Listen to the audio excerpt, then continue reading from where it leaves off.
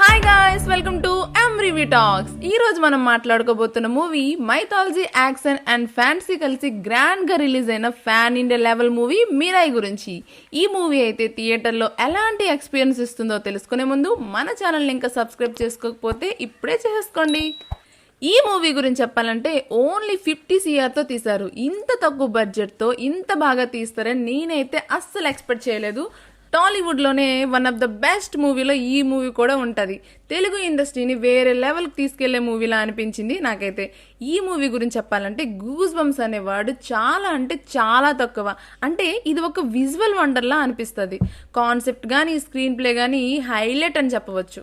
Movie starting అయితే introductions, కొన్ని comedy సీన్స్తో అలా మెల్లగా వెళ్తూ ఉంటుంది. బట్ మెయిన్ స్టోరీలోకి వెళ్ళిన తర్వాత ఇంకా వరల్డ్లోకి అలా వెళ్ళిపోతూ ఉంటాం.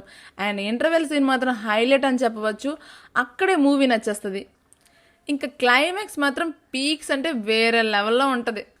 సినిమాని ప్రజెంట్ చేసే విధానం నాకైతే చాలా బాగా నచ్చింది, నిజంగా చెప్తున్నా. అంటే వాళ్ళు ఏం క్రియేట్ చేయాలనుకున్నారో అంటే అశోక సామ్రాజ్యం యొక్క నవగ్రంథాలు అనే కాన్సెప్ట్ని తీసుకున్నారు.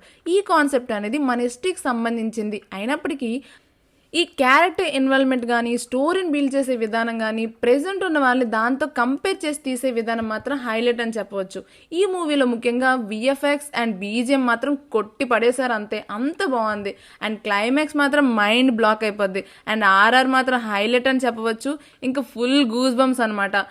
హనుమాన్ మూవీ అండ్ ఇప్పుడు మిరాయి మంచి హిట్ పడింది తేజు గారికి. అండ్ ఇలాంటి మంచి కాన్సెప్ట్ ఉన్న మూవీసే తేజు గారికి ఎలా దొరుకుతాయో అని అర్థం కావట్లేదు. ఈ మూవీలో మన విలన్ క్యారెక్టర్ మంచు మనోజ్ గారు చాలా బాగా ప్రెజెంట్ చేశారు. అండ్ శ్రియా కూడా తల్లి క్యారెక్టర్లో అలా లీనమైపోయారు. ఎమోషనల్గా బాగా యాక్ట్ చేశారు.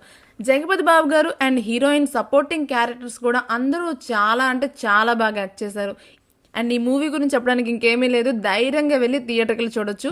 అండ్ క్లైమాక్స్ మాత్రం అస్సలు మిస్ అవ్వకండి. క్లైమాక్స్లో మాత్రం రాముడి RR మాత్రం అండ్ కొన్ని సీన్స్ ఉంటాయి మైండ్ బ్లాక్. అసలు తక్కువ బడ్జెట్తో తీసినా సరే వేరే లెవెల్ మూవీ, అస్సలు మిస్ అవ్వకండి. పిల్లలతో పాటు పెద్దల వరకు అందరూ కలిసి ఫ్యామిలీతో పాటు చూడాల్సిన మూవీ ఇది. సో తప్పకుండా చూడండి, ఫుల్గా ఎంజాయ్ చేయండి. సో మరెన్నో మొత్తం అప్డేట్స్తో మళ్ళీ కలుద్దాం. Until then take care, bye bye.